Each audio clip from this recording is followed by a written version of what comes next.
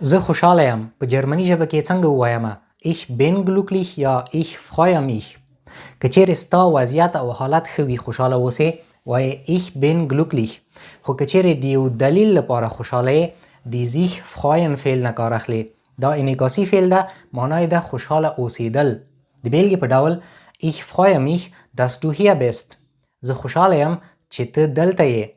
دا فعل له über او auf پریپوزیشنونو سره هم کارولی سو. اکوزاتیو جوړونکي دي. که چیرې داسې یو حالت په اړه خبرې کوو چې اوس مهال کې موجود دی د über اکوزاتیو کاروو. لکه ich freue mich über deinen Erfolg.